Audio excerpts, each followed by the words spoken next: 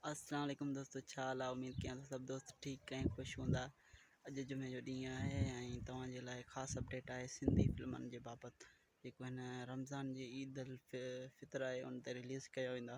उनजे बाबति अपडेट आहे। उहो टोटल फिल्मूं घणियूं ईंदियूं ऐं तव्हांखे ॿुधाईंदासीं त असद कुरैशी, निसार शाह, हाजन तेवणो ऐं सिंध जा काफ़ी वॾा वॾा आर्टिस्ट अदाकार उन्हनि जा फिल्म मजू सतालाड़, अब्बास ढाणो ऐं ॿियनि जाम दोस्तनि जूं फिल्मूं अचण वारियूं आहिनि। सो ये वीडियो तव्हांजे लाइ ख़ासि फिल्म जे अपडेट लाइ आहे।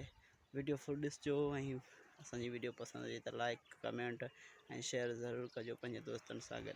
हलूं था पंहिंजे मेन टॉपिक जे तरफ़। त पहिरियों जेको फिल्म आहे उहो आहे मेहरान टीवी जो, जंहिंमें सिंध जा तमामु वॾा आर्टिस्ट अदाकार कमु कया, जिनजो नालो त मुकमल न आहे थी सघे, उनजी रिकॉर्डिंग मुकमल थी वई आहे। सो उहो बि मेहरान टीवी ते ईद उल फितर ते उहो फिल्म हलंदो। ऐं ॿी फिल्म आहे दहशत मजू सतालाड़ जी, शायदि उहो बि मजू सतालाड़ पंहिंजे चैनल ते अपलोड करे। ऐं कमाल खान टीवी ते टेली फिल्मूं अचण वारियूं आहिनि, जंहिंमें हिकु आहे क़िस्मत, जंहिंमें अहमद अली शेख आहे, अज़ीज़ कंबराणी जेको तव्हां ज़हर ज़िंदगी में ॾिठो हूंदो राणे जे कैरेक्टर में उनजो। ऐं ॿी फिल्म उनमें अहमद अली शेख आहे ऐं उस्ताद उम्मीद अली कलवाड़ आहे, इहे आहिनि। ऐं जेको टी फिल्म हूंदी उहो मेगा सो फिल्म आहे, मेगा कास्ट सां गॾु, जंहिंमें असद कुरैशी ऐं बशीर बुरफोटे जी कहाणी ऐं डायरेक्शन में सिंधी फिल्म रिकॉर्ड थी रही आहे। उन फिल्म जो जेको डायरेक्शन आहे उहो बशीर बुरफोटो ऐं जेको पुराणो अदाकार हिदायतकार डायरेक्टर राइटर जेको दाद जतोई आहे, उनजी कहाणी आहे उहो करे रहियो आहे। उनमें सुठा सुठा आर्टिस्ट अदाकार आहिनि, सिजाउल ख़ान, हाजन प्रेमी ऐं उनमें उनजो वीडियो तव्हांखे अॻियां ॾिसूं था त उनमें कहिड़ा आर्टिस्ट आहिनि उहो तव्हांखे मौलाद जते ॿुधाईंदो। सो वीडियो उहो ॾिसो, पोइ अॻियां ॻाल्हि कयूं था ॿियनि फिल्मनि जे बाबति। अस्सलाम वालेकुम दोस्तो, मौलादा जतोई जे तरफ़ां सभिनी पीरी प्यारनि खे सिक भरियो सलाम। दोस्तो, नंढड़ो पैगाम खणी तव्हां ॾाढो हाज़ुर थिया आहियूं त 10-15 सालनि जे ड्रिघे ब्रेक खां पोइ सिंध में हिकिड़ी तमामु ख़ूबसूरत ऐं सुठी मौज़ूअ ते टेली फिल्म जी रिकॉर्डिंग शुरू आहे, जेका फिल्म वॾी स्क्रीन ते बि इंशाल्लाह ईद ते रिलीज़ थींदी।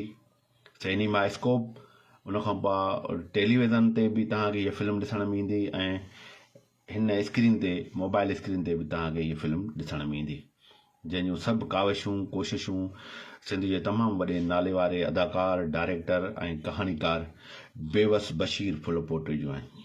हिन फिल्म में तव्हांखे सिंध जा तमामु वॾा नाले वारा अदाकार दोस्त हिते नज़र ईंदा। इहा फिल्म असांजी सिंध जे कल्चर ऐं सकाफ़त जे लाइ तमामु सुहिणी ऐं ख़ूबसूरत फिल्म इहा तयारनि हेठि आहे, जंहिंमें असां बि तव्हांखे ज़रूरु नज़र ईंदासीं 10 सालनि खां पोइ हिन स्क्रीन ते। त हिन फिल्म जो नालो आहे बशू बादशाह। त इंशाल्लाह ईद उल फितर ते हीअ फिल्म सिनेमाउनि ऐं टेलीविज़न ऐं मोबाइल जी ज़ीनत बणिबी, ऐं जंहिंजूं सभु काविशूं बेवस बशीर फुलपोटो जूं आहिनि। त ॾिसणु न विसारींदा इंशाल्लाह हिन ईद ते बशू बादशाह जे हिन स्क्रीन ते असां बि तव्हां सां गॾु हूंदासीं। महिरबानी, लख थोरा।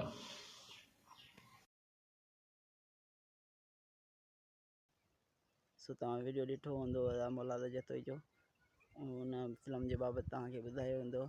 ऐं हिकु ॿी फिल्म आहे हिन ईद ते रिलीज़ थींदी असद कुरैशी जी, जेका आज़ाद प्रोडक्शन जी आहे।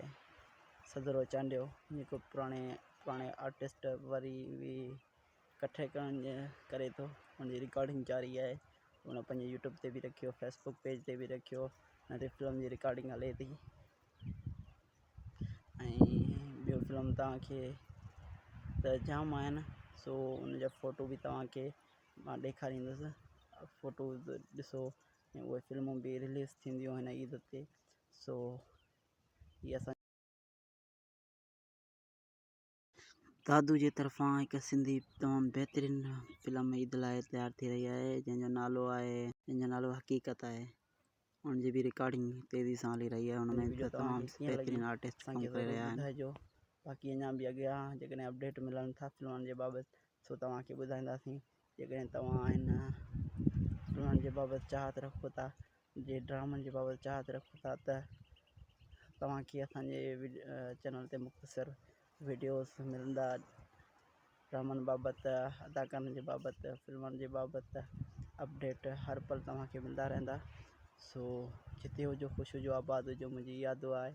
बाक़ी आख़िरी रिक्वेस्ट तव्हांखे मां इहा कंदुसि, ख़ुदा रमज़ान अची रहियो आहे, हुनजी बि तयारी ज़रूरु कजो, नमाज़ पढ़िजो, दुआ कजो ऐं इबादत कजो अलाह जी।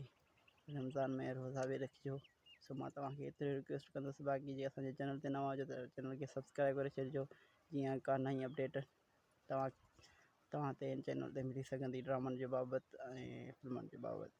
ख़ुदा हाफ़िज़। मिलूं था कि नई वीडियो में। अपने इस्माइल बलोच खे ॾिजा इजाज़त। ख़ुदा हाफ़िज़।